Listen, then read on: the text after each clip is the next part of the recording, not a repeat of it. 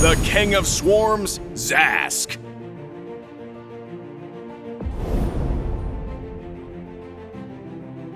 Passive Decimation.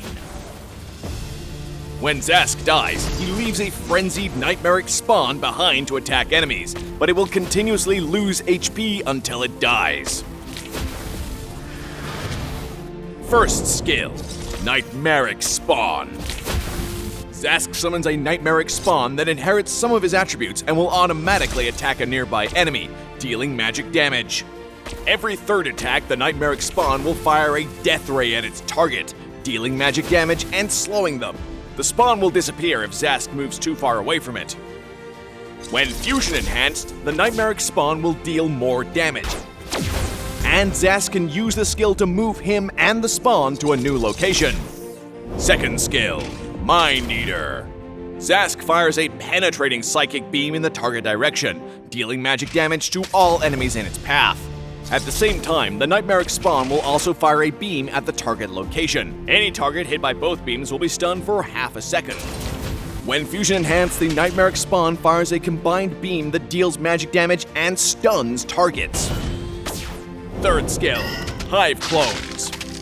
Zhask releases waves of hive clones in the target direction that explode upon hitting an enemy, dealing magic damage and slowing them.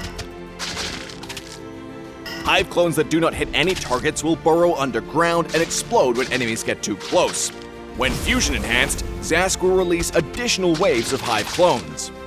Ultimate, Dominator's Descent. Zhask fuses with his nightmaric spawn, greatly increasing its attributes and causing Zhask's skills to be fusion enhanced. The nightmaric spawn will also heal itself when attacking. Tap the button again to leave the nightmaric spawn and revert Zhask's skills to normal.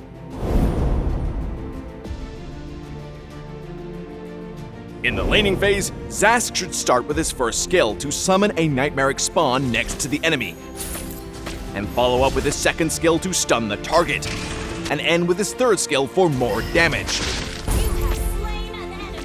In teamfights, Zhask should start by summoning his nightmaric spawn in a suitable location and use his ultimate to fuse with it. Then unleash his enhanced second and third skill to stun and damage enemies and follow up with basic attacks. If the enemy tries to flee, use his enhanced first skill to blink toward them. Zhask's nightmaric spawn has high sustained damage, but it cannot move, so it's important to keep the enemy within its range. Upgrade Zhask's first skill at level 1 and continue to prioritize upgrading it as his main source of damage. Zhask has a number of mobility options, such as when fusing with the nightmaric spawn, when using the fusion enhanced first skill, and when leaving the nightmaric spawn. Each can be used to chase or escape. When Zhask dies, he leaves behind a nightmaric spawn with enhanced damage. If death is certain, try to get close to the enemy to let the nightmaric spawn deal as much damage as possible. The hive clones from Zhask's third skill will burrow underground if they do not hit any targets, so they can be used as traps to block paths when your team is trying to take the turtle or lord.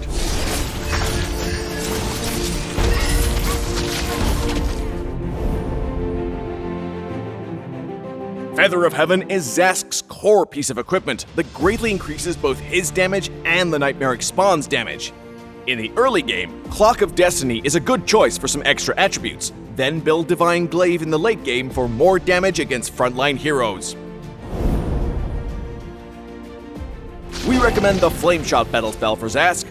Not only does it improve his burst damage and survivability, but it can also be used while Zhask is fused with his nightmaric spawn. Zhask counters burst damage heroes like Aldous and Paquito because his high HP after fusing with his nightmaric spawn makes him tough to burst down.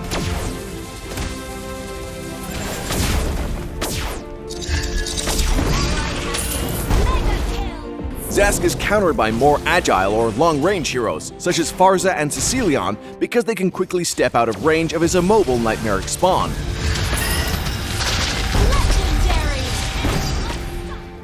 Zhask works best with heroes that can lock down enemies so he can have more time to deal damage, like Balaric and Lolita.